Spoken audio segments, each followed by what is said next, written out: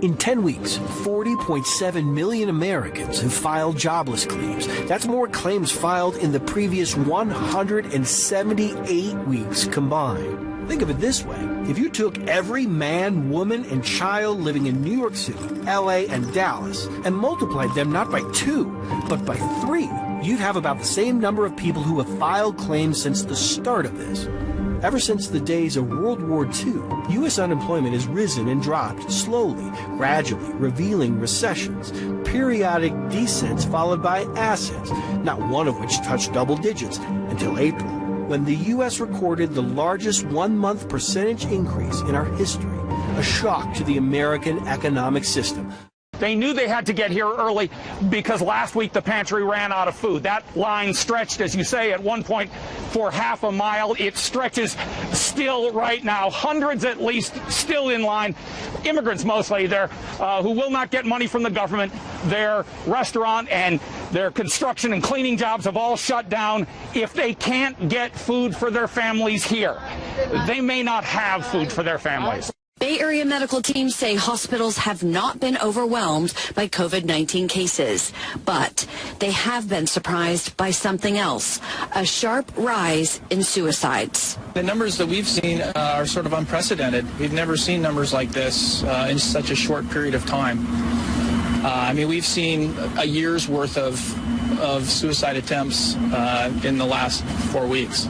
It has shocked even longtime employees. Casey Hansen has worked as a trauma nurse at John Muir Medical Center in Walnut Creek for almost 33 years. What I've seen recently, I've never seen before. I've never seen so much intentional injury.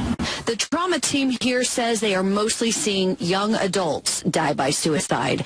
They are worried about the mounting effects of loneliness and job loss as this quarantine continues. The social isolation has a price.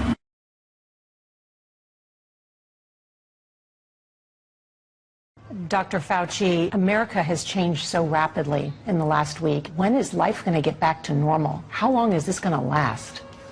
You know, Nora, we don't know how long it lasts. If you look at what's happened in China, they went way up and they're starting to come right down now. The Korea curve is peaking. It's starting to kind of flatten out. So you usually measure in a matter of several weeks to a couple of months. Don't go to crowded places. France is trying to close down restaurants and cafes and bars. Yeah. Should that happen here in the United States? You know, every single day we meet with the task force and we take a look at what's going on. And you don't want to make a pronouncement that no one should ever go into a restaurant. I mean, I think that might be overkill right now, but everything is on the table. We're faced with a real challenge.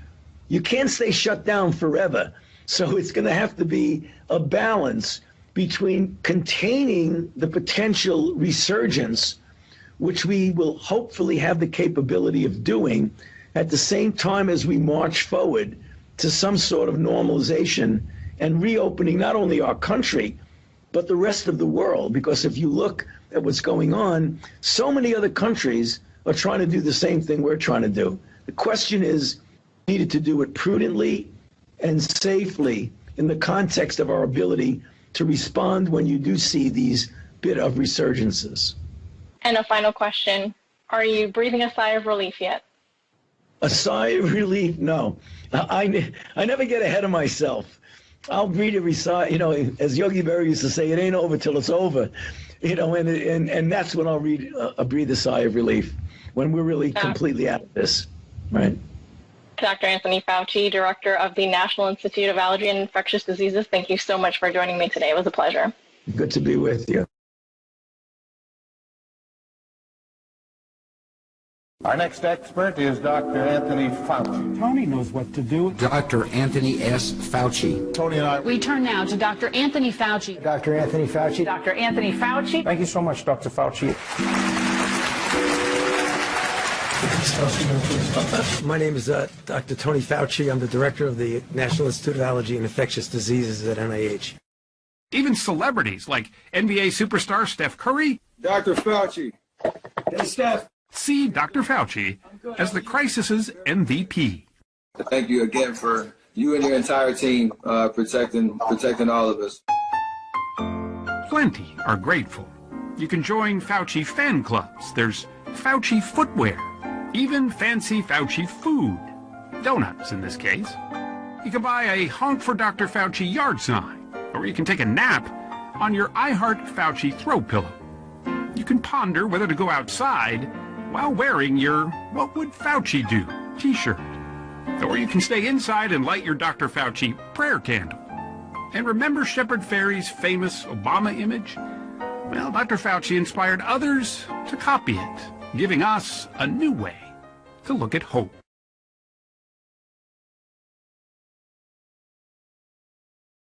President George Herbert Walker Bush called Dr. Fauci a hero, and we all subscribe to that.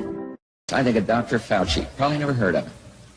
You did. Ann heard him. He's a very fine research, top doctor at National Institute of Health, working hard doing something about research on this disease of AIDS. I came up with the idea that we should hold a special session of the Security Council on HIV/AIDS. I was told by everyone, including my own staff, you can't do this, it's not done, it's not in the UN Charter. And I said, but AIDS is a security issue because it's destroying the security, the stability of countries. I call to order this first meeting of the United Nations Security Council in the 21st century. When 10 people in sub-Saharan Africa are infected every minute, when 11 million children have... It was the first time that the Security Council debated on something that was not, let's say, war and peace. When a single disease threatens everything from economic strength to peacekeeping. That was a breakthrough because it opened so many doors, and presidents, prime ministers say, oh, it was debated in the Security Council, this must be a serious problem. When I came to Congress, my first statement on the floor was I've come here to fight HIV and AIDS.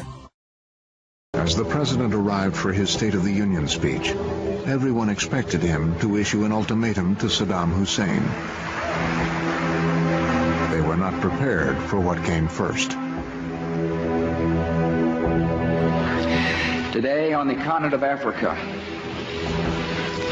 nearly 30 million people have the AIDS virus. Yet across that continent, only 50,000 AIDS victims, only 50,000 are receiving the medicine they need. I ask the Congress to commit $15 billion over the next 5 years, including nearly $10 billion in new money, to turn the tide against AIDS in the most afflicted nations of Africa and the Caribbean.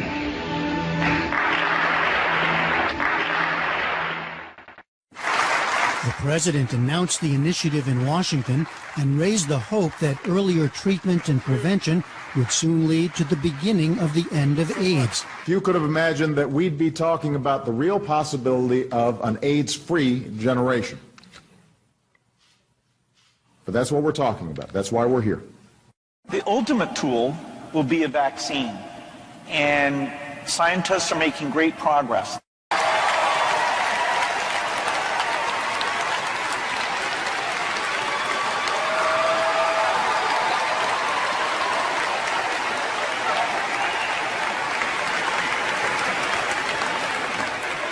Good morning. Well, I am here today to make it absolutely clear. The United States is committed and will remain committed to achieving an AIDS-free generation. We will not back off. We will not back down. We will fight for the resources necessary to achieve this historic milestone.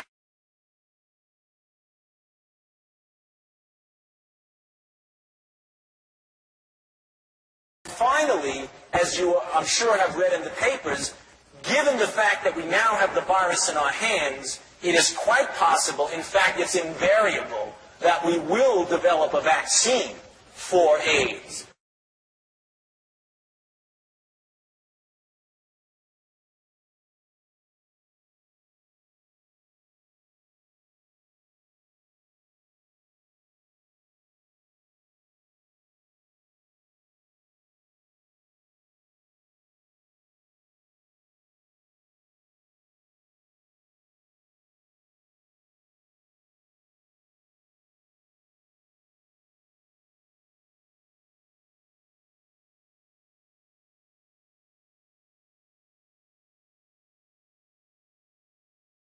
Why do you believe that HIV does cause AIDS? Because that's all the information that I've been given. Because we've never been taught anything different.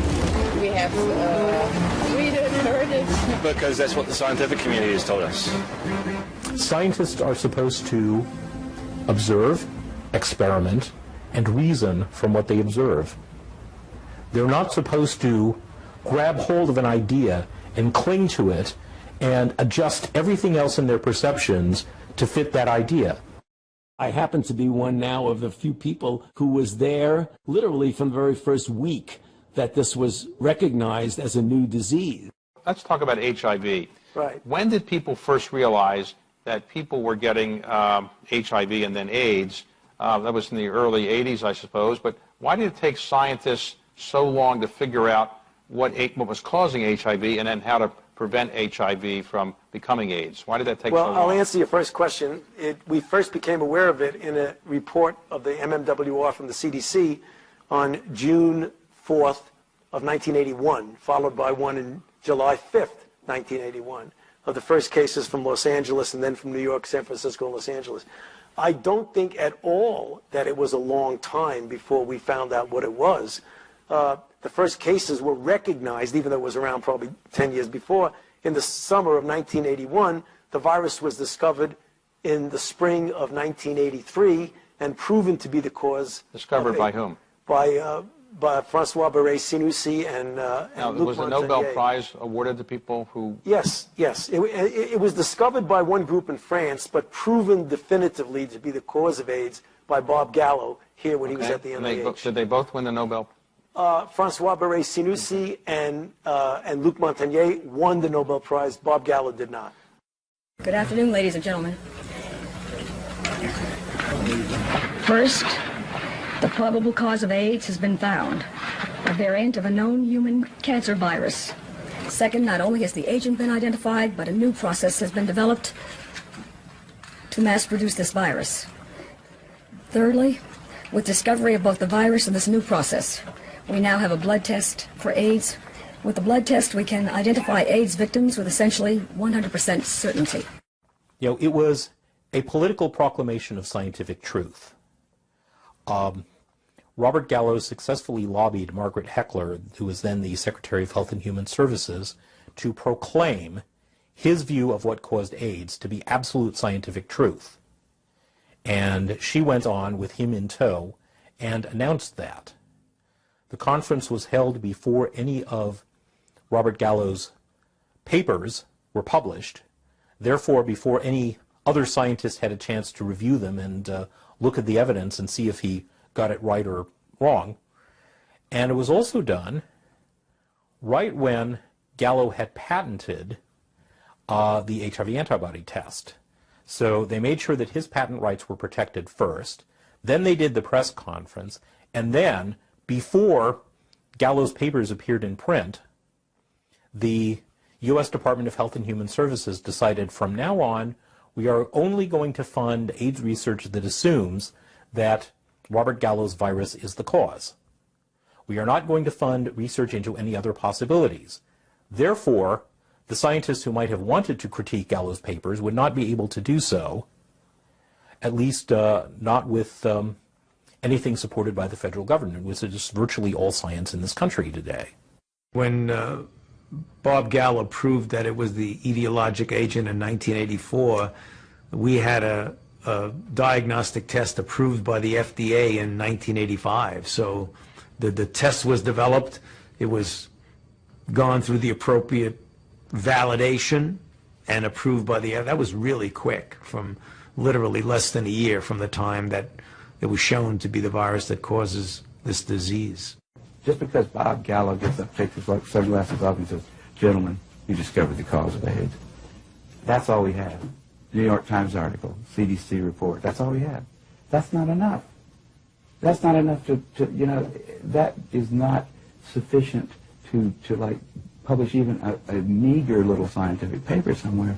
That isn't enough for scientists to believe some inconsequential fact about some star 50 light years away. You know, that's certainly not enough to treat at the cost of billions of dollars a year and at the cost of a lot of lives and anguish and just destroyed, lives have just been totally ruined by this thing on the basis of some flimsy little statement made by a guy who's known to be a crook in lots of other ways. He lied about a whole lot of other stuff. Why are we trusting there? If he was a witness in a courtroom, we wouldn't trust his testimony. We've caught him in too many lies. You don't trust him anymore.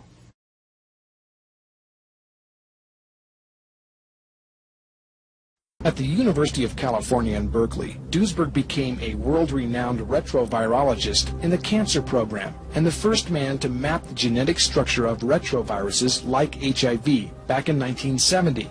His honors include membership in the National Academy of Sciences due to his discovery of cancer-causing genes. Having researched retroviruses for over 30 years, some have called him the world's foremost expert in retrovirology. Dr. Duesberg was somewhat skeptical of Gallo's AIDS virus announcement. I wasn't madly impressed by it, because what else would you expect from a person like Gallo, who had studied retroviruses all his life, that he would say a retrovirus is causing AIDS?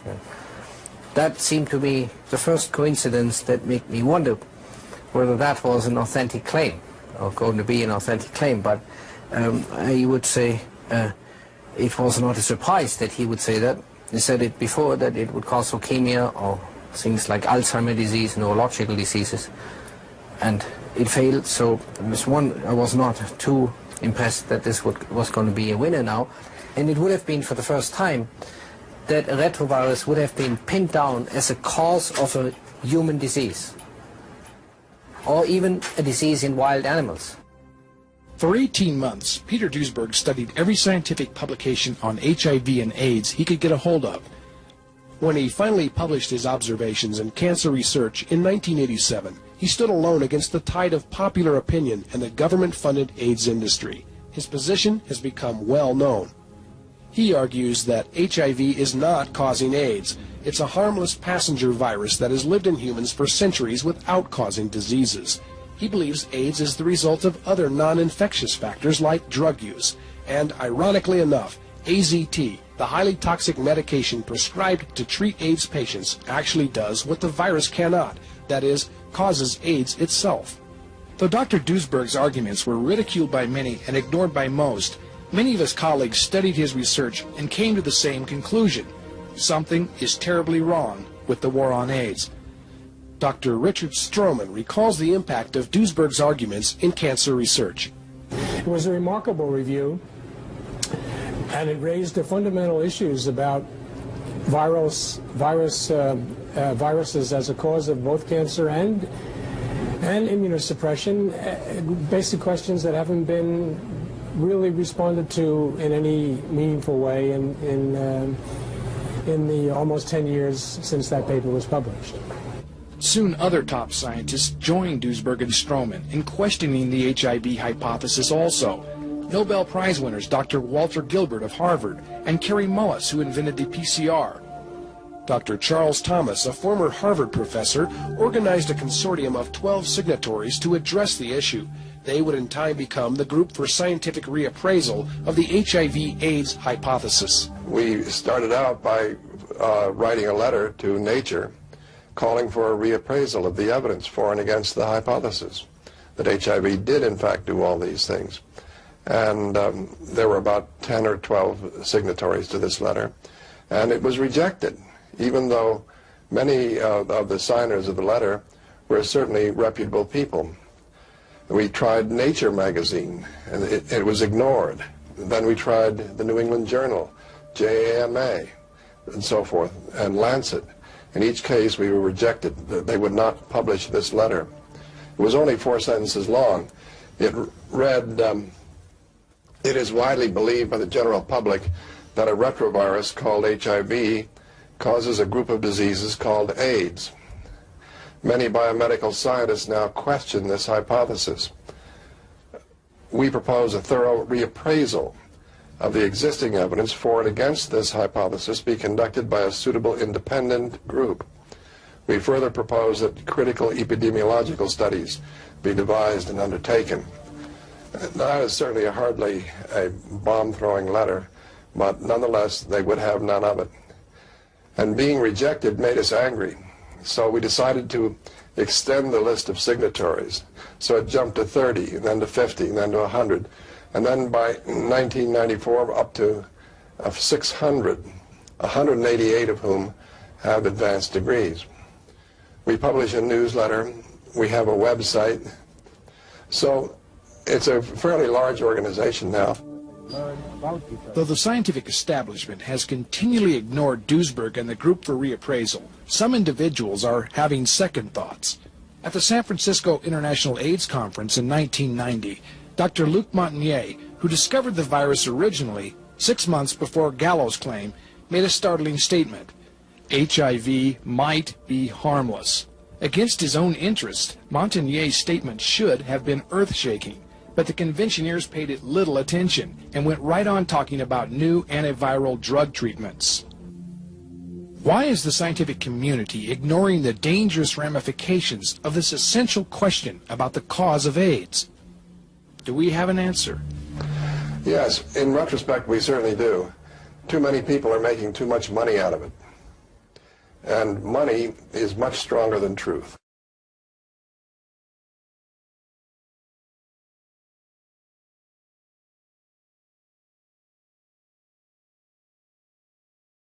When I was looking at this data with our team the other night, it was reminiscent of 34 years ago in 1986 when we were struggling for drugs for HIV, and we had nothing.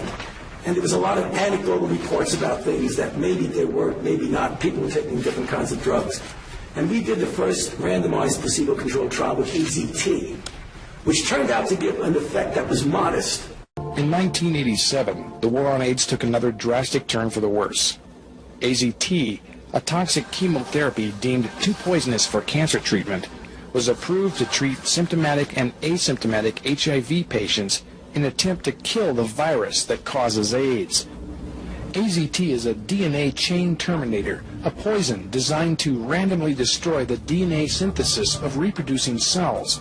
It was initially developed to treat leukemia victims, but after animal testing, the FDA determined that it was too toxic for use in human beings and banned it. But in 1987, when the AIDS scare hit its height, the FDA was pressured into approving the drug for use for the first time in human beings, even for people who were healthy and showed no sign of AIDS. AZT is highly mutagenic, meaning that it destroys the genes in cells and has been shown to cause cancer in rodents. It targets the bone marrow, where B lymphocyte blood cells are being made. These are the very cells an AIDS patient needs most for immunity.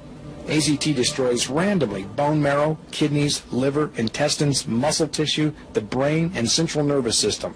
Peter Duesberg claims AZT actually causes AIDS itself. AZT does directly causing AIDS-defining diseases. You know, AIDS is a lot of things, but it doesn't cause Kaposi sarcoma or anything. But it does cause immunodeficiency. It was designed to do that. It was designed to kill human cells. In fact, the manufacturer says that specifically that it can cause AIDS-like diseases. And the manufacturer, that is Spirits Wellcome, says it is often difficult to distinguish adverse events possibly associated with pseudovidin or pseudovidin administration, which is AZT, from underlying signs of HIV disease. In other words, even they acknowledge, not just Duesberg, that AZT causes AIDS or AIDS-defining diseases. Whenever you have clear-cut evidence that a drug works, you have an ethical obligation to immediately let the people who are in the placebo group know so that they can have access. And all of the other trials that are taking place now have a new standard of care. So we would have normally waited several days until the data gets further, dot the I and cross the T.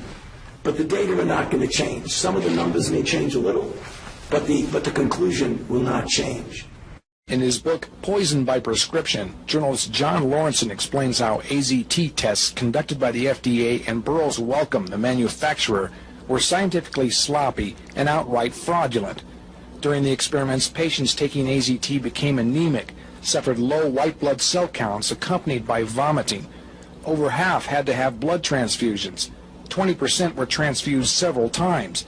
Despite a warning by FDA toxicology analyst Harvey Chernoff that AZT not be approved, the FDA was pressured by AIDS activist organizations to lift the ban, and hundreds of thousands of people began taking AZT, even though AZT cannot cure AIDS and is only supposed to slow down the progression. The mortality rate trended towards being better in the sense of less deaths in the remdesivir group. 8% versus 11% in the placebo group. It has not yet reached statistical significance, but the data needs to be further analyzed. The logic behind AZT treatment is flawed, even if one believes HIV causes AIDS, because HIV only infects about 1 T cell in 1,000.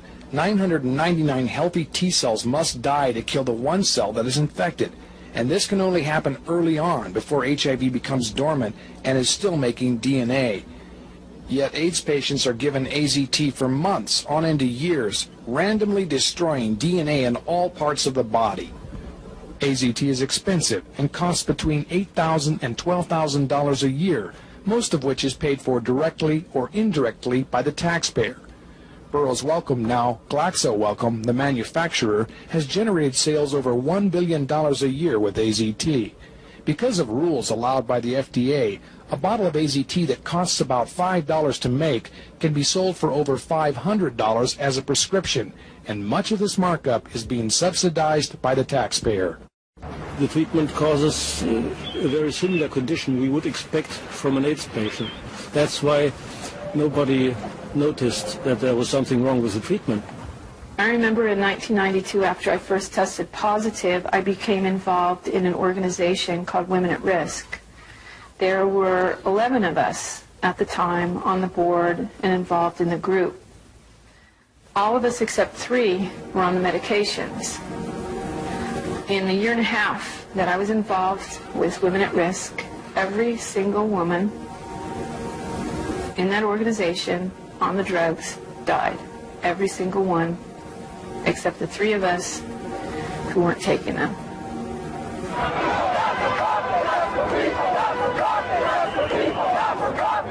We weren't just given handfuls of AZT, we demanded it.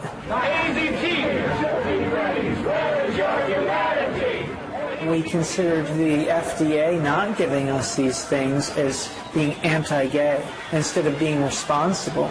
And so we went and we lobbied and we pushed for all these things, and we didn't think clearly about what it was we were asking for. It's like that saying, be careful what you ask for, it may come to pass. Whenever you have clear-cut evidence that a drug works, you have an ethical obligation to immediately let the people who are in the placebo group know so that they can have access. And all of the other trials that are taking place now have a new standard of care. So we would have normally waited several days until the data gets further, dot the I and cross the T. But the data are not going to change. Some of the numbers may change a little, but the conclusion will not change. ACT UP wanted to speed up the approval process for new drugs. One of our greatest demonstrations and most famous was at the FDA.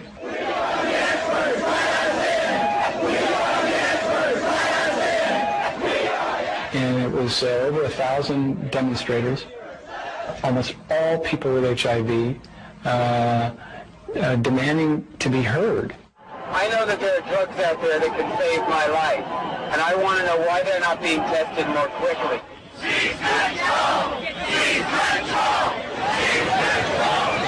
I began to get beyond the rhetoric and the theater of the demonstrations and to really listen to what it is that they were saying. So I invited a group of them up to my conference room, and we spent a couple of hours talking about their concerns. And again, it just confirmed in my own mind that most of their concerns were really quite valid.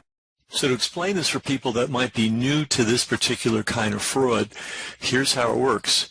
You create a fake activist group to push an agenda seemingly on behalf of society or an oppressed minority, when in fact you're controlling that group for your own purposes. Now, does that mean that everybody who was ever a member of ACT UP or ever went to a demonstration was in on it, in on the game? And the answer is no, because part of the game of creating these fake groups is also to attract legitimate people, mislead them, and weaponize them.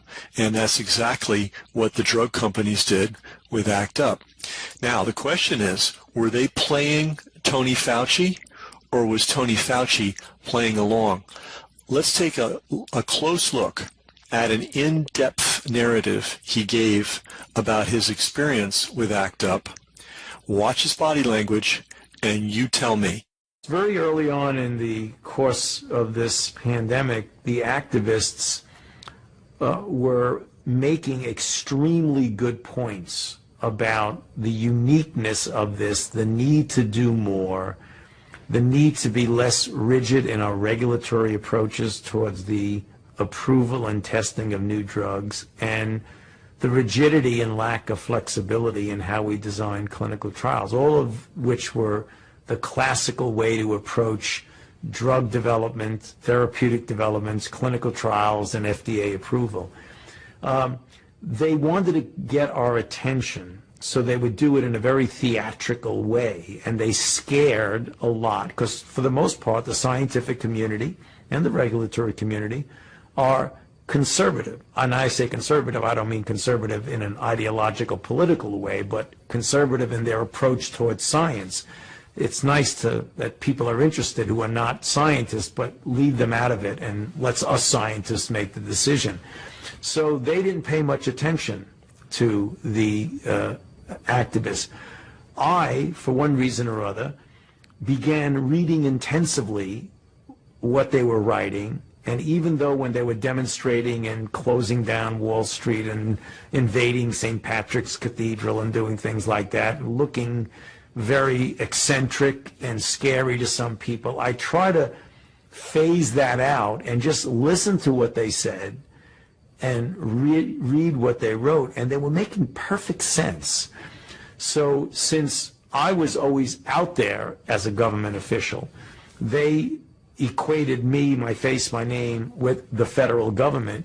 So they began to demonstrate against the NIH. And right here on our campus, they, came in, invaded the campus, smoked bombs, wanting to get arrested. And I made probably the best decision in my interaction with community, is that I agreed with what they were saying. We weren't just given handfuls of AZT, we demanded it. We didn't think clearly about what it was we were asking for. It's like that saying, be careful what you ask for, it may come to pass. The Wellcome Foundation, UK manufacturer of AZT, saw its shares spiral upwards. AZT was to be the new wonder drug. Then, in 1989, after further trials were terminated early in the United States because results looked promising, it was announced that AZT could be used not only on people with AIDS diseases, but in a much larger group, with HIV and low immune cell counts, but no other symptoms. Wellcome's shares soared to new heights, adding £1.4 billion to the company's UK stock market value in one day. Before a drug is licensed for use, it normally has to undergo animal toxicity studies and clinical trials in humans. No long-term animal studies were completed when AZT was licensed. The clinical studies in humans called Phase 2, which led to the licensing of AZT, were financed by Wellcome. They were presented as complying with the only reliable scientific test for a drug, double-blind studies, and published in the New England Journal of Medicine in July 1987. The study fell apart. I mean, it bombed in so many ways. I showed the article, I wrote on it to my colleagues in survey research, and they were absolutely struck down. They could not believe the levels of incompetence that were there at all different levels, including things that are purely mechanical, but like the ability to design an appropriate questionnaire form.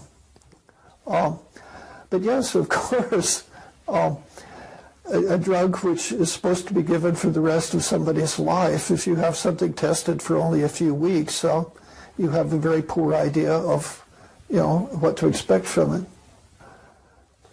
Especially the Boston study, they would claim someone was in much longer than was claimed on the case report forms, and this meant that simply the doctors received a great deal more money.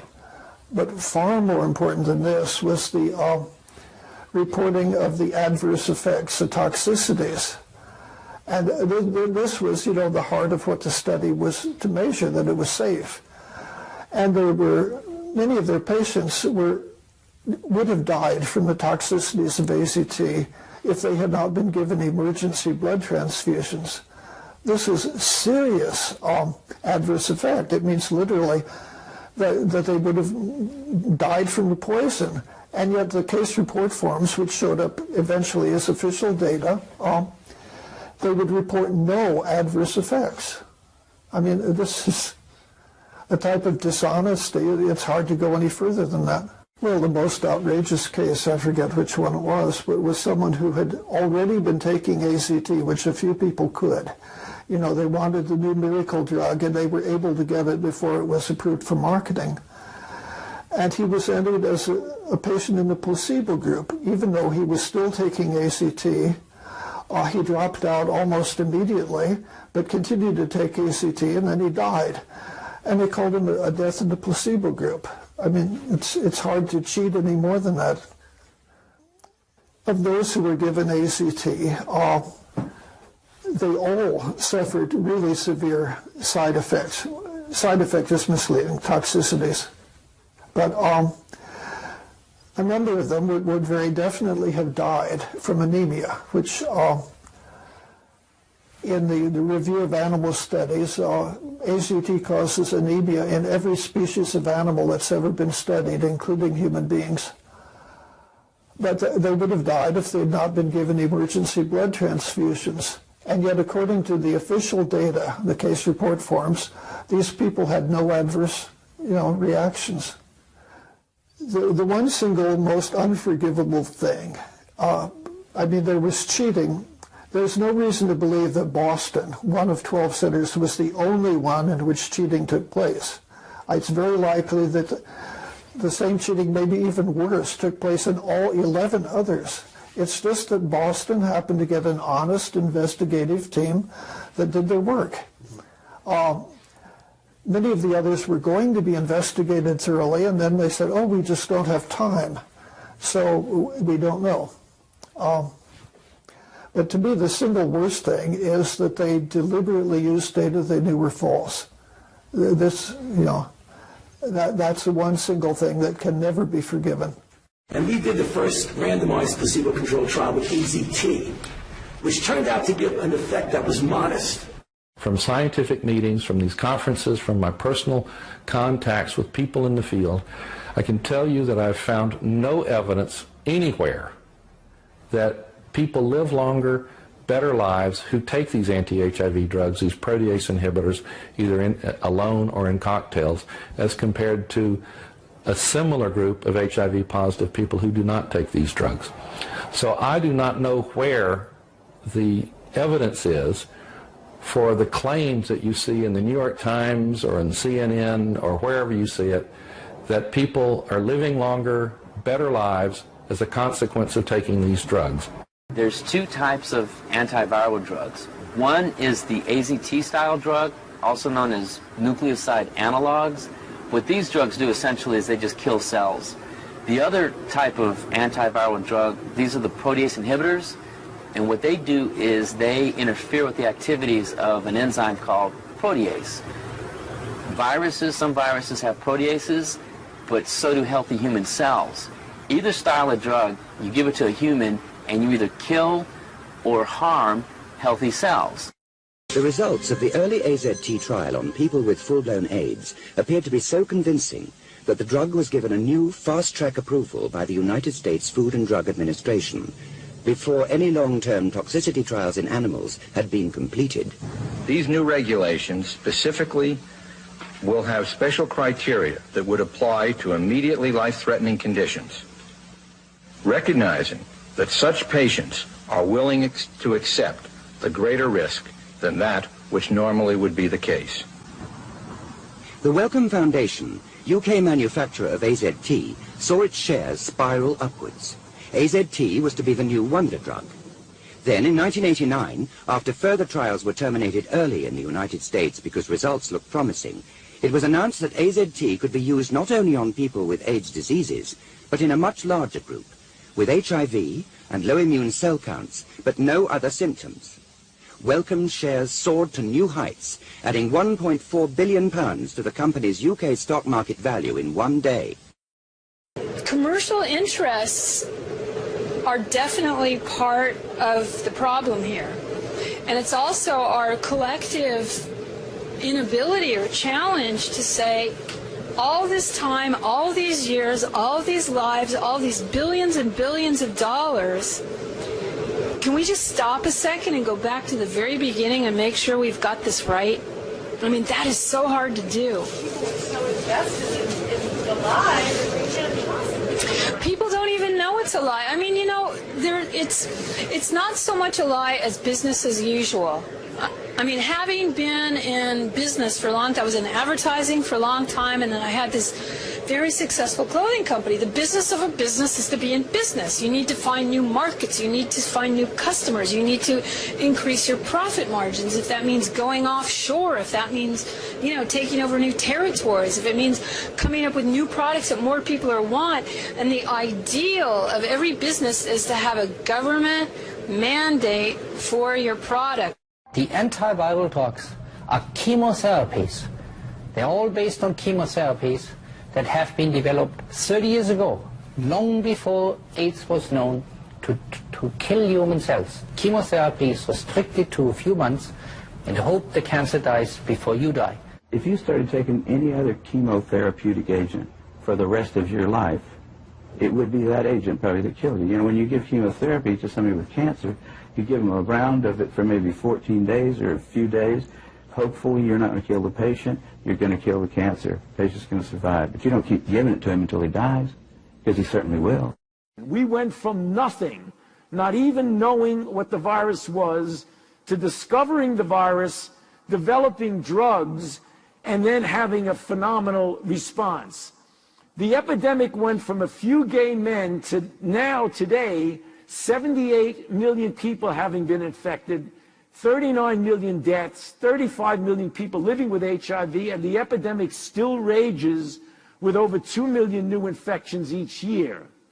They're taking the show to the third world, and they're not only giving AZT to what will probably be millions of women in the third world, whether they're HIV positive or not, but they're also insisting that they stop breastfeeding and start formula feeding. Mother's milk, which pediatricians around the world will tell you is the healthiest food that a newborn can have because of the immunological properties in mother's milk, that women should in fact cease breastfeeding their young. Now this to me seems something more than just a crime. This is absolutely diabolical. I can't imagine that it'll work out any other way than that you're going to just see tens, maybe hundreds of thousands, maybe even more babies dying. And they'll probably say they died of AIDS no matter what happens. So nobody will even be held accountable this time. Oh, here's the one thing they're doing. So they can demonstrate that this has nothing to do with any particular formula company making money off of this situation. The WHO or UNAIDS or whoever it is insisting that the formula gets shipped in bottles without labels. We haven't looked carefully at the facts. We've been told numbers ranging from 5 million to 25 million Africans have HIV and that there's going to be an enormous amount of death. But when you actually go to Africa and you interview the physicians working there, you find that these are presumptive diagnoses. One of the things that is important to emphasize from the outset is that the definition of an AIDS case on the African continent differs decisively from what constitutes an AIDS case, say, in North America or Western Europe. A definition was arrived at as a result of a World Health Organization sponsored conference in October of 1985. What resulted was what's known as the Bangui definition.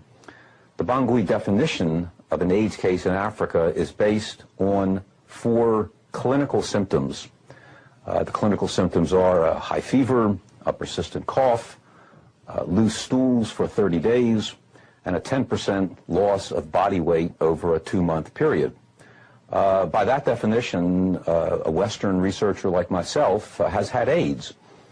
But having gotten on a plane and flown back to California, I'm not considered, of course, an AIDS case. So I think it's important to keep that in mind whenever one looks at the data, the epidemiological data, about what exactly we're counting when it comes to AIDS. The epidemic went from a few gay men to now, today, 78 million people having been infected, 39 million deaths, 35 million people living with HIV, and the epidemic still rages with over 2 million new infections each year.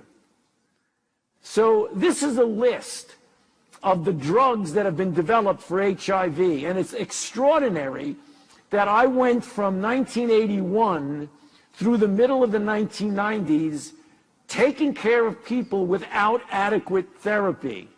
And then as the years went by, from 1987 through the mid-90s, we developed these 30 drugs, and this I consider one of the most important transformative discoveries in biological sciences.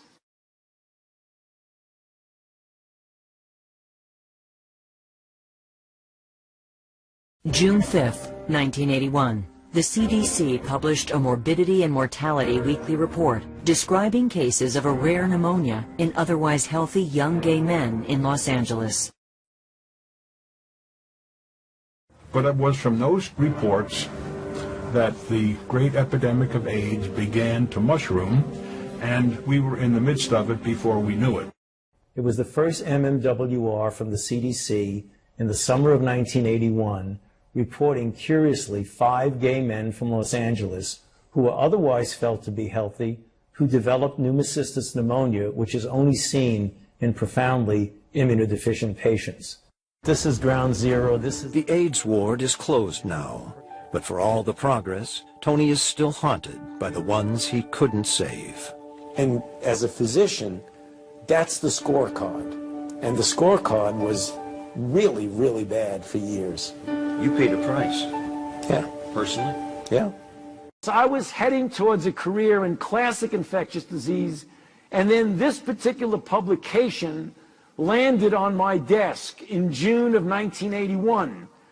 And it was 5 young men, all gay men from Los Angeles, who presented with a strange infection that you don't see in people except those who have a very compromised immune system. I thought it was a fluke until a month later another publication came out, now of 26 people, again all gay men, now from Los Angeles, San Francisco, and New York.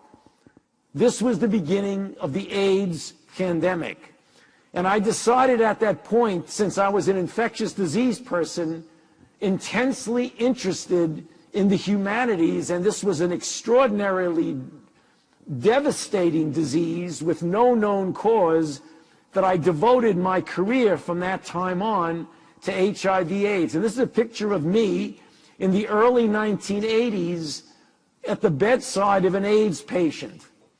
Now, I show it to you because at that time, before we even knew what the virus was, or even if it was a virus, the median survival of my patients was 6 to 8 months, which means that 50% of them would be dead in 6 to 8 months. That is a very difficult thing to go through. I consider it the darkest period of my professional and personal life because I had to deal with every single day every one of my patients dying.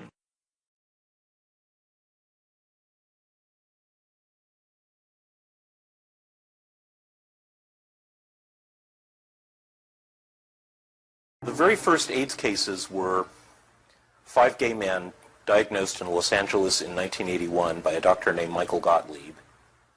And what linked them was that they were all in what was called the fast lane gay lifestyle. They were doing a lot of recreational drugs.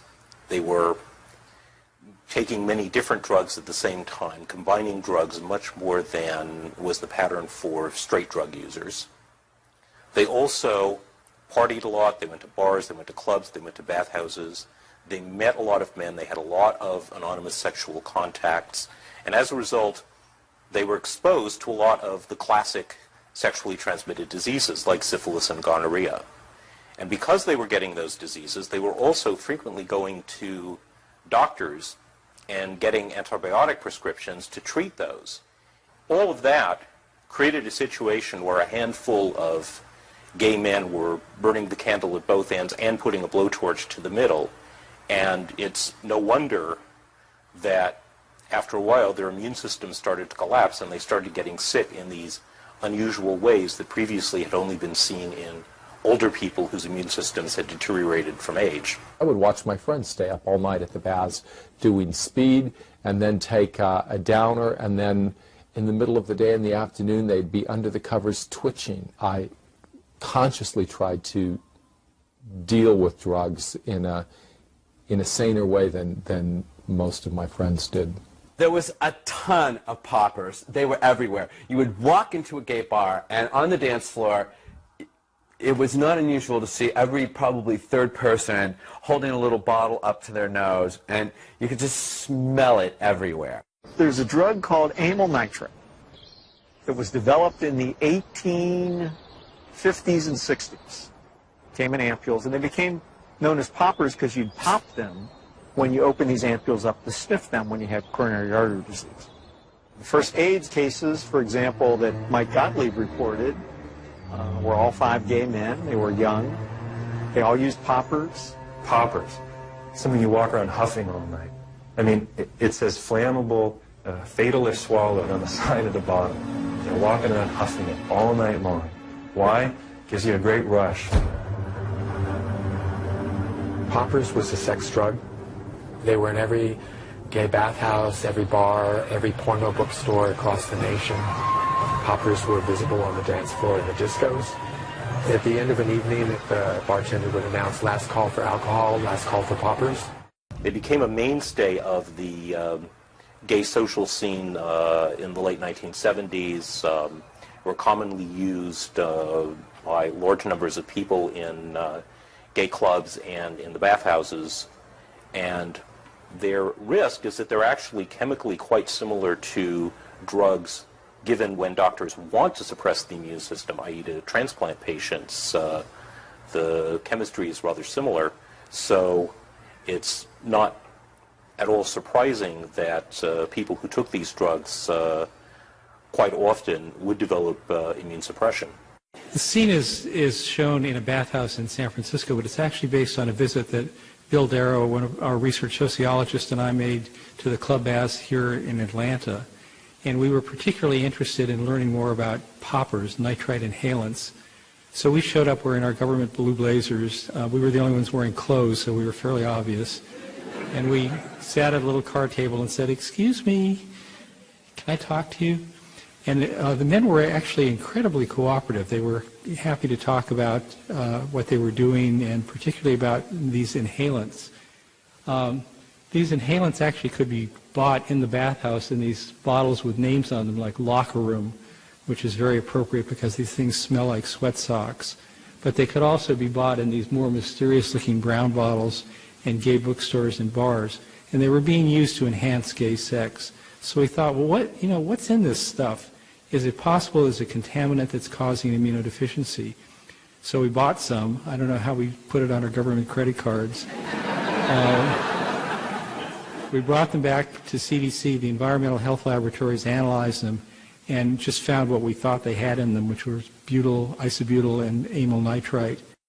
In the 1970s, I remember reading articles in the San Francisco Chronicle, particularly warning gay people about the dangers of poppers. I was quite young. I wasn't out yet. This was the first time I ever heard of poppers being used sexually. In fact, I think it was the first time I heard of them at all.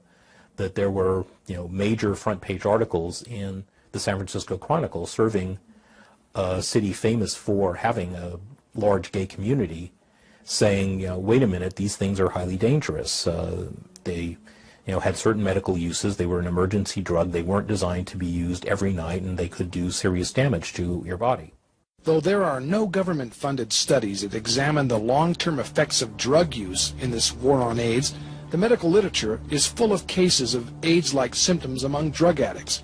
Since 1909, we've observed the horrendous effects of heroin, morphine, speed, cocaine, and other injected drugs on the immune system.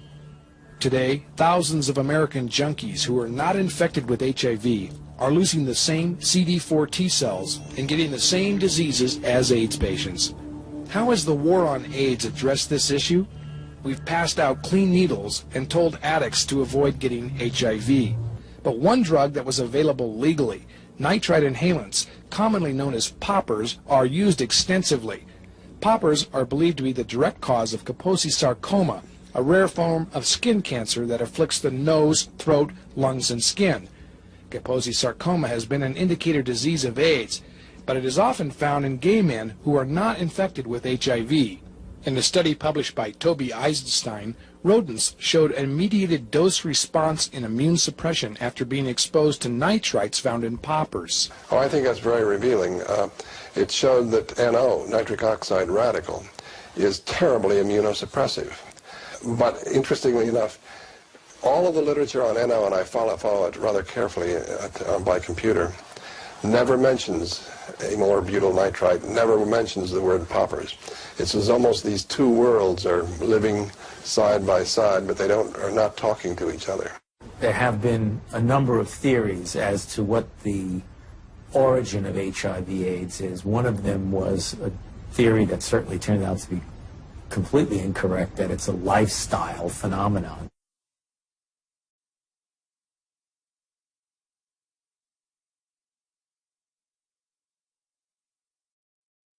For a while in the 1970s, the main financial supports of the gay press were bar ads and popper ads.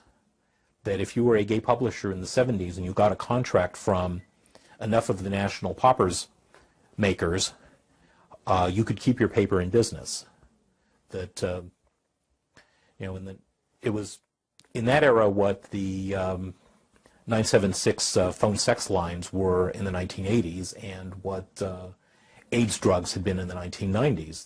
The big national account that you wanted for your gay paper in order to have a stable revenue stream and stay in business. The popper manufacturers had become such an enormous economic powerhouse in the gay community that they were making enormous amounts of money themselves, manufacturing and selling poppers, and they were spending a lot of advertising money in the gay press and keeping the gay media in business.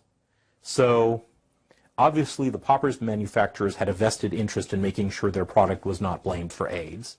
The gay media had a vested interest in making sure that poppers were not blamed for AIDS, and therefore the coverage in the gay media skewed away from poppers and other similar risk factors and towards the viral hypothesis.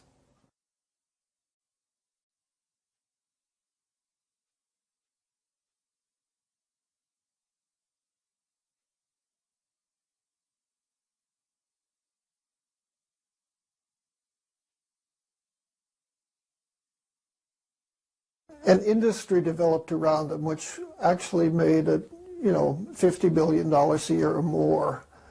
I discovered there was a very extensive medical literature on the volatile nitrites.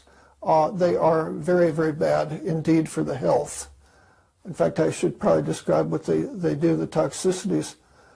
The simplest thing is that they're very powerful oxidizing agents, which is bad. Poppers cause severe anemia, in fact, several types of anemia. And secondly, poppers are powerfully mutagenic, meaning that they cause cellular changes. And this is bad news because substances that are mutagenic are almost also carcinogenic. So at any rate, Hank Wilson and I tried to get the word out to gay men. We had a hard time because gay publications were all running, every issue, a dozen ads for poppers. This was a large part of their revenue. And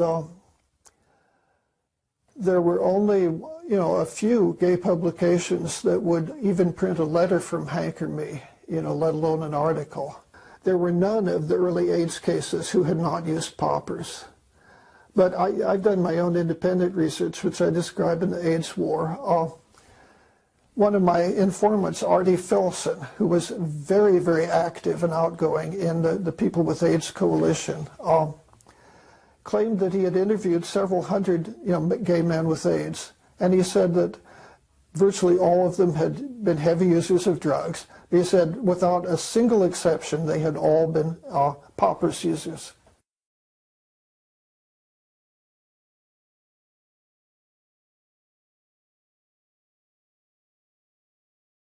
Utterly fraudulent, more fraudulent in the conception really than the execution. But they again assumed that poppers were used as room motorizers. And when you have such a totally dishonest assumption to begin with, everything else that follows will be, equally fraudulent.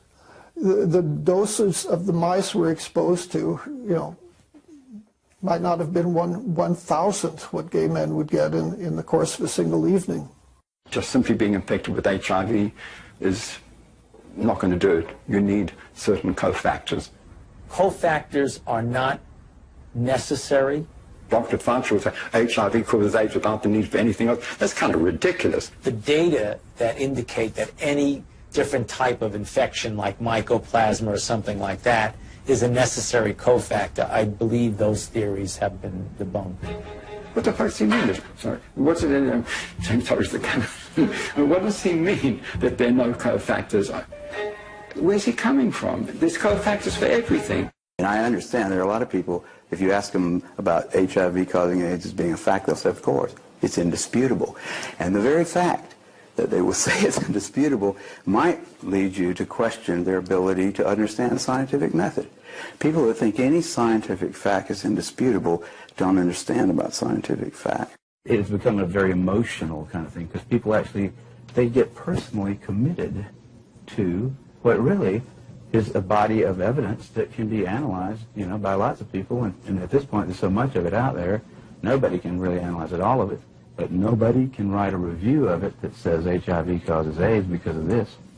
If a postdoc were to write a review of the literature that showed without much doubt that HIV was the cause of AIDS, that guy would be famous. Now, there's 100,000 guys out there who have the opportunity. 10 years has passed. We've been waiting for this star postdoctoral fellow to distinguish himself forever and get a lifelong grant from Tony Fauci, but he hasn't shown up. No one has bothered to write a definitive review. Any journal would take it. That right there proves that HIV does not cause AIDS.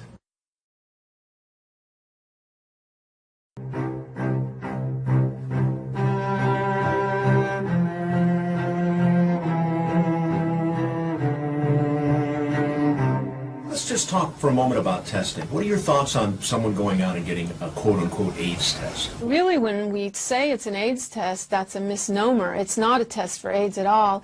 And surprisingly, something that it took me a long time to figure out, it's not even a test for HIV.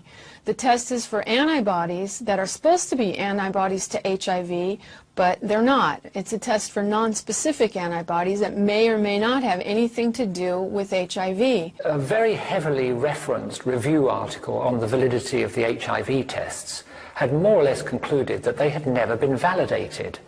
At the time, I didn't quite realize that one of the implications in this article was that HIV itself had never properly been isolated. It was so difficult to isolate and obtain that was the reason why the HIV tests had never been validated, because to validate a diagnostic test according to the classical decent standards, you need to show that patients who test positive with your antibody kit have got the virus in them, and patients who don't test positive are free of the virus. Broadly, that would be how you would establish its validity. And that had never been done, because you can't find this virus in AIDS patients or in HIV positive patients. HIV, first of all, nobody's ever found it in a human being. Think of it. The so-called HIV tests do not detect HIV in a person. They detect your antibodies that react to some proteins that are produced at Abbott Laboratory. They do not find HIV in the person. They find a person's functioning immune system that could react against HIV if it were there. Millions of people take tests that are referred to as HIV tests. However, the idea that there is a laboratory test that can determine whether or not a person is infected with the virus is simply an illusion. The FDA has never approved a test kit that claims to be used for the purpose of diagnosing HIV infection. The ultimate test that the establishment offers is what's called a co-culture technique, where you take a sample of the individual's blood cells, white blood cells. You cannot find HIV now in this sample. All you have are these blood cells. But then you culture these cells with some special cells that Robert Gallo generated some years ago. You have to throw in some powerful chemicals, phytohemagglutinin or IL-2, for example, to force these cells to do anything. The idea is to wake up the patient cells to start producing RNA, and then this RNA will be coated in a protein, and possibly then there will be viral particles produced in the medium. These viral particles now will go infect the other cells that you added, and then you will amplify by a period of time the replication of these viral particles in the laboratory, what we call in vitro. Now, these particles did not exist in the patient, in the human being, the person that you got the sample from. You created them in the laboratory. And by creating these virus particles in the laboratory, people say they have isolated HIV from a human being. They have not done any such thing. Nobody was looking at the blood of an AIDS patient and finding it crawling with some new organism and said, hey, this is this virus that we call HIV now. Is there a test that can definitively tell you if you're infected with virus? With the virus, sure. What is that test? Well, the test is to do the ELISA test, which really demonstrates, and in essence it's a surrogate also because it represents antibody production to the virus. But they have demonstrated the virus. They've had crystalline models of the virus. HIV exists.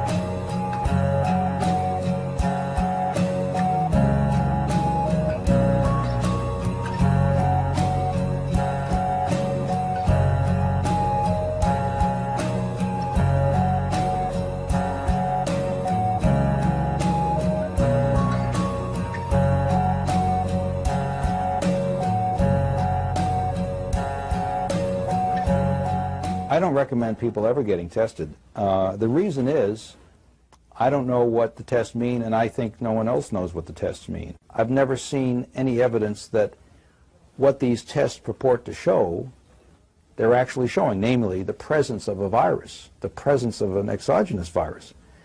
I really would like to see the electron microscopic data of this, and apparently there is none. There is none where you've done a rigorous isolation protocol. The test is for antibodies that are supposed to be antibodies to HIV, but they're not. It's a test for non-specific antibodies that may or may not have anything to do with HIV.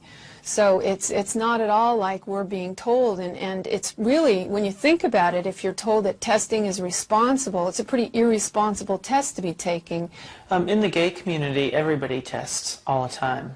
Everybody around me was taking HIV tests. It's a responsible thing to do. It's sort of a gay rite of passage to regularly get tested. You know, and consequently many people around me tested positive.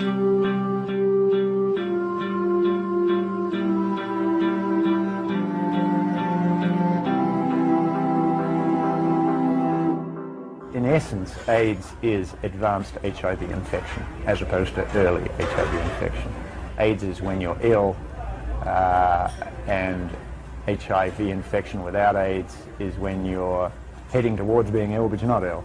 I always assumed that if you had AIDS, as opposed to being just HIV positive, that you were very sick, that you had pneumonia or KS or chronic diarrhea or something. that changed for me when I myself was diagnosed with AIDS. And I was diagnosed not because of an illness, not because I was sick or that my immune system didn't seem to be working, but because my CD4 count had dropped below 200, which according to the CDC definition is what defines AIDS, an HIV positive test and a CD4 count of less than 200. In 1993 in this country we adopted a definition that caused the number of AIDS cases to double overnight, and part of that reason was for the first time we began counting people as AIDS victims who were not ill and who did not have any symptoms. They had a low T-cell count. And that's only one low T-cell count. And T-cells are something that can fluctuate 100% in a given day. So based on a low T-cell count, that year the number of AIDS cases doubled overnight, and with that definition there have been 182,000 Americans who are not ill, diagnosed with AIDS, who would not have AIDS if they moved to Canada, because in Canada they don't recognize that T-cell definition as a criteria for having an AIDS diagnosis. Most people consider it blasphemous when you point out that AIDS is not a disease, it's a syndrome, it's a collection of diseases. And those diseases get called AIDS if they occur in a patient that the doctor somehow concludes is HIV positive. All of the diseases in the category called AIDS occur to people who are HIV negative. None of them are exclusive to people who test HIV positive, and all of them have causes and treatments that are known, well known, that are completely unrelated to HIV. So any of these diseases, when they happen to somebody who tests HIV negative, are called by their old name, but when they occur in someone who tests HIV positive, then they're called AIDS. All kinds of diseases started coming into the AIDS family faster than anyone should have been comfortable with, really. To go from 2 or 3 to go to 30 in a few years was like somebody should have said, hey, there's something wrong here, and it's got to be financial. Things don't happen that fast in science. You don't suddenly notice that one new organism is causing every problem. I mean, it was a bizarre thing that happened. It really was. It didn't really have any precedence in terms of medicine before that, unless perhaps you could think of the possession by the devil stuff, right? You see, once you're possessed by the devil, anything that happens to you or anything you do is got to do with that, right? So it makes it easier for you to get tuberculosis, and it makes it easier for you to get uterine cancer. It makes it easier for you to get Candida albicans. And so all those things can now be called AIDS. Now, why would anybody do that? And why would any reasonable doctor start lumping together various symptoms into one pile and think all this is caused by HIV? We have a test, but it's not a test for AIDS, and it's called an HIV test, but it's not a test for HIV, and we have a series of problems that we are calling AIDS, but that doesn't elevate AIDS into a disease. I don't know if you read magazines lately, there's a lot of ads for pharmaceutical drugs lately. These pharmaceutical companies are marketing more and more direct to consumers and encouraging you to ask your doctor for the remedy of the day. And I noticed that there's a lot of these syndromes popping up, like a social anxiety disorder or SAD. I mean, you can make a syndrome out of anything you want, basically, and then find medicines to sell to make people better from it. And AIDS is not that, ludicrously simple, but it is, in a sense, just as constructed. It's a construct. It's a category of other problems, some of which were occurring in greater numbers in a very small subset of people here in the U.S. and other parts of the world, that became, due to the social political climate with regard to sex, death, homosexuality, and drug use, it became elevated into this medical phenomenon that has become untouchable and sacred almost. There's the saying that if you knew how what sausages are made of, most people would hesitate to sort of eat them because they wouldn't like what's in it. And if you knew how HIV/AIDS numbers are cooked or made up, you would use them with extreme caution. In late December of 2007, I read about new legislation passed in New Jersey calling for the mandatory testing of pregnant women or newborn infants should the mother's status be unknown. HIV mandatory testing, to me, is a no-brainer. I'm very much opposed to the concept of mandatory testing of any population because the tests are scientifically shown to be unreliable and inaccurate. You have no reason to fear this bill. And my hope is that eventually this will become a federal law so that every woman in this country could be tested. But HIV testing isn't an absolutely precise science. When I confronted my doctor about that, she said, we're way past Western blot now. We have the viral load test. That when you get the package insert for the viral load test, it says, if you test positive, you are considered confirmed infected with HIV. But at the bottom of the page, in fine print, it states a person should have additional testing. It does not allow you to tell a single person on this planet that they are HIV positive. And it's a scandal that this test continues to be used. so again, I'm asking, where's the test? Where's the test that can confirm a diagnosis of HIV infection? And I can't find one. In light of all this scientific uncertainty, I asked Dr. Fauci for evidence linking HIV to immune deficiency disease. When you put the combined findings of the initial characterization as a distinct retrovirus isolated by Montagnier and his group, together with Gallo linking the virus to being the cause of AIDS, and they put those things together, and that's how we have a confirmation of the causative agent of AIDS, namely HIV. Still unclear about the evidence for HIV's existence, I decided the best way to verify it would be to actually see it. I asked Dr. Hans Gelderblum, a world-renowned electron microscopist, if he thought there was any reason to question Dr. Montagnier's published images. I've seen these publications, stamp-sized images. It's a nuisance. It's a nuisance. You do not really see much. When we saw that photo, we said, suggestive, but not convincing. Dr. Gallo, 1 year later, published photographs he claimed to be of HIV. Were his any better? These pictures were not so impressive. They were not much better than Montagnier's images. It's one thing to look like, and another thing is to be a virus. In 2002, I stumbled across an article by Valander Turner and Andrew McIntyre of the Perth Group in Australia, and it questioned whether there's ever even been found a virus. I became consumed with researching this. I could read from morning till night every day, and every link to another link, and I would email to these people and say, where's the test? I want to know. Am I dying? Am I contagious? And they weren't even very kind. They were just like, read our articles again. How many times do we have to tell you? So where does all this lead? Well, to recap, what we've seen is that back in the 80s and 90s and even through the present day, this idea of testing people for AIDS was a fraud. What it really was an HIV test, and that turned out to be a fraud too, because you really can't test reliably for HIV. So what does that mean? Does that matter? Does that affect anybody? Well, it sure does. Millions of people were given positive HIV tests and were told that they were going to die from AIDS. And then they were terrorized into taking first AZT, which is a very toxic drug. It is a mutagen, it is a carcinogen, it kills cells, and it killed a lot of people.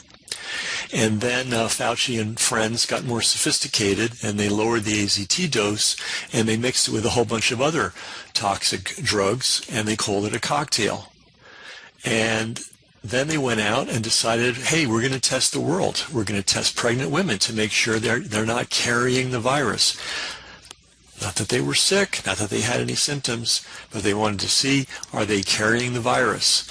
And they did the same thing in Africa. And then after they increased the number of diseases from 2 to nearly 30 that could be classified as AIDS, and after they started a global testing program of, quote, vulnerable populations, which just coincidentally happen to be people not in a position to defend themselves easily, they started to find AIDS everywhere, including in Africa, but including in the United States.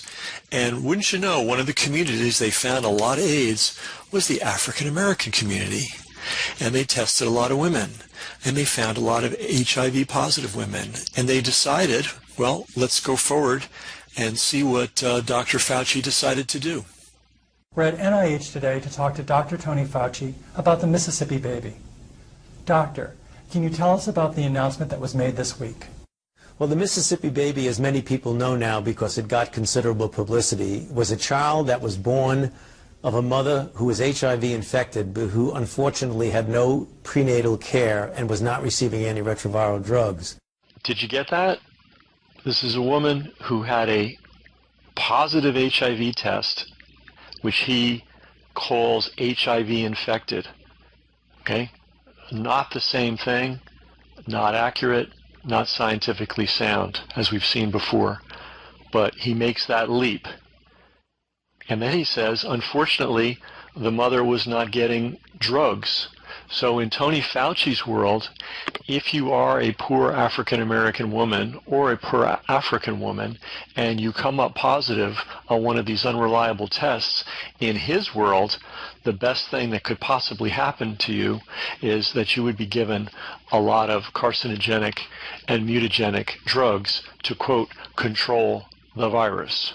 A mother who was HIV infected, but who unfortunately had no prenatal care and was not receiving antiretroviral drugs. And at the time of birth, within the first 30 hours of birth, the baby was put on a therapeutic dose regimen of antiretroviral drugs, as opposed to waiting to see if the baby was infected and only giving him a prophylactic or a prevention dose. So if you heard what Tony Fauci said there, the mother was positive on an HIV test, no indication of whether she was sick, no indication of whether she had any symptoms, and they called her HIV infected, and they went ahead and gave this newborn baby antiviral drugs at birth, based just on that and nothing else. They didn't even bother to test the infant with one of the bogus HIV tests to see if the baby was positive or not. Just gave the baby drugs, powerful carcinogenic, mutagenic drugs. As it turned out, the aggressive approach towards the baby was the right choice because the baby turned out to be infected. The baby was treated with combination antiretroviral drugs for 18 months and then was unfortunately lost to follow-up. And over that period of time, the baby was not receiving any antiretroviral drugs. And when the baby returned to clinic, which was 5 months later, the physicians examined the baby and found to their surprise that there was no detectable virus at all. You know, speechless, right?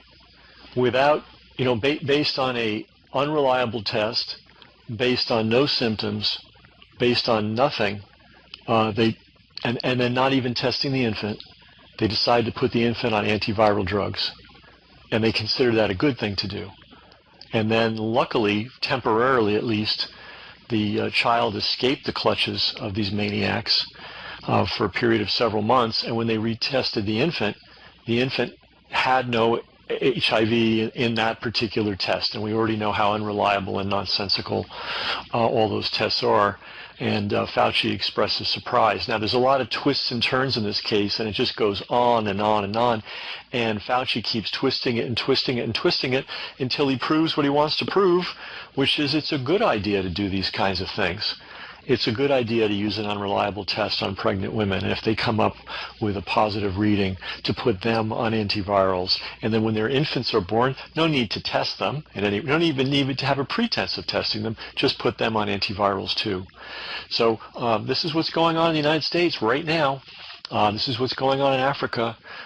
Millions of people, if their numbers are correct, I mean, they may be taking a lot of the money and just stealing it. We don't know what these people are doing, but we do know that a definite number of actual real people are being subjected to this horror. All right, and why does this matter? Well, there's a deadly virus floating around, and clearly Tony Fauci is in charge of how the media is going to talk about it, and we're being told we all need to be tested for it. We're not told whether these tests are reliable or unreliable or not. It is strange that there's multiple different kinds of tests. If there's a test that works, why aren't we using the one that works? Well, this could be the HIV test all over again. But here's the consequences for you. If you don't have the antibodies, they're going to suggest to you that you need the newly minted COVID-19 vaccination. And it may be a little bit more than a suggestion. It may be mandatory. Or if you decline to get it, you may find yourself facing some significant restrictions. Like maybe you won't be able to get on an airplane. Maybe you won't be able to leave and or return to the country. That may seem extreme. Well, here's Bill Gates, Tony Fauci's best buddy, telling you how he'd like it to be. Trade-off, you just mentioned obviously the economic pain. What do you think the right balance is between the trade-off of protecting people's lives and the economic hit? I mean, do you see a situation where the global economy could be virtually at a standstill for a year or even more? Well, it won't go to zero, but it will shrink. Global GDP is going to take, probably the biggest hit ever. Maybe the Depression was worse, or 1873, I don't know. But in my lifetime, this will be the greatest economic hit. But you don't have a choice. People act like you have a choice. People don't feel like going to the stadium when they might get infected. It's not the government who's saying, okay, just ignore this disease. And, people are deeply affected by seeing these deaths, by knowing they could be part of the transmission chain, and old people, their parents, their grandparents could be affected by this. And so you don't get to say ignore what's going on here. There will be the ability, particularly in rich countries, to open up if things are done well over the next few months. But for the world at large, normalcy only returns when we've largely vaccinated the entire global population. And so, although there's a lot of work on testing, a lot of work on drugs that we're involved with, trying to achieve that ambitious goal, which has never been done for the vaccine, that rises to the top of the list. Eventually, what we'll have to have is certificates of who's a recovered person, who's a vaccinated person, because you don't want people moving around the world where you'll have some countries that won't have it under control. Sadly, you don't want to completely block off the ability for those, people to go there and come back and move around. So eventually there will be sort of this digital immunity proof that will help facilitate the global reopening up.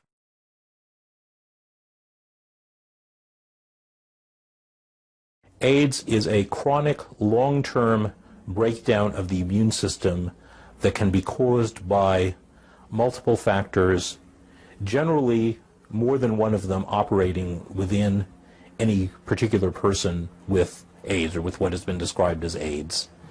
And at the top of that in the West would be recreational drug use, also pharmaceutical drug use, repeated infections, including infections with diseases that are genuinely sexually transmitted, repeated antibiotic treatments for these, a lifestyle that involves a lot of partying, lack of nutrition,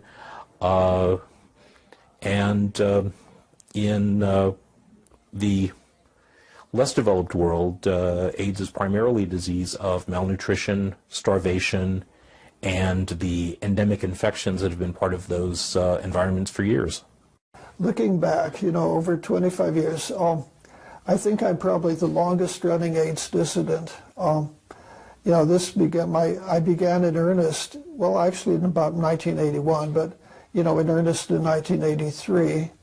And my first major AIDS article was in 1985. So I was, 2 years ahead of Duisburg. In the early days, the very early AIDS cases were really quite sick. And there were very good reasons why they were sick, mostly drugs, but not entirely. Some, had been born sick. But then at a certain point, when that sort of AIDS had virtually ceased to exist, there became a new type of AIDS. They expanded the definition, and also they began giving the anti-HIV drugs to people who were, in fact, not even sick, but merely positive on the HIV tests. And in that case, of course, when they finally became sick enough from the AIDS drugs, then they were called AIDS patients. I would simply have to say that my main concern is the gay men who have been murdered. I don't think murder is too strong a word to use when you have a drug like ACT and all of the nucleoside analogs that followed, more or less on its coattail, approved on the basis of fraudulent research, and where, as Joseph Sonneman said, ACT is incompatible with life. Well, if it's incompatible with life, it's a poison. And if it's a poison that kills people, in contexts like that, it's murder. What do you know, John? What would you guess for the number of people who were really sickened and killed who had no presenting illnesses, just a positive test for the proteins, for the antibodies that were supposed to be specific to HIV? How many people were we killing with this drug? Well, here one has to guess. I followed the CDC's statistics very well year by year, but then they stopped reporting certain things. But I have a pretty good estimate that 1/3 gay men were killed by ACT poisoning. And I have a table I created, it's on my website somewhere. Wow. I would say, I don't even know now. They stopped reporting AIDS deaths by year, which made it impossible to track certain things. Yeah, I noticed that also, that the statistics, especially around 1997, was a big year where the next year, all of a sudden, they removed all the good stuff out of the reports. All that really they concentrate now on is how many cases there are in each city, in each state, which I guess is purely for funding purposes. Well, I think it's deliberate. I don't think they want tracking to be done on their statistics. Well, if you take a look at their own statistics, though, you take a look at those 1983, 84, 85, 86, 87, really, we're talking a relative handful in a country of then to 50 million, to 60, to 70 million people, maybe 5,000, 10,000 people. It really wasn't until the late 80s when AZT came along that we really saw, even by their own figures, the number of deaths attributed to AIDS going up. That was at the point that this chemotherapy for life, this harsh drug, AZT, was being introduced. The epidemic went from a few gay men to now, today, 78 million people having been infected, 39 million deaths, 35 million people living with HIV, and the epidemic still rages with over 2 million new infections each year. So this is a list of the drugs that have been developed for HIV, and it's extraordinary that I went from 1981 through the middle of the 1990s taking care of people without adequate therapy. And then as the years went by, from 1987 through the mid-90s, we developed these 30 drugs, and this I consider one of the most important transformative discoveries in biological sciences.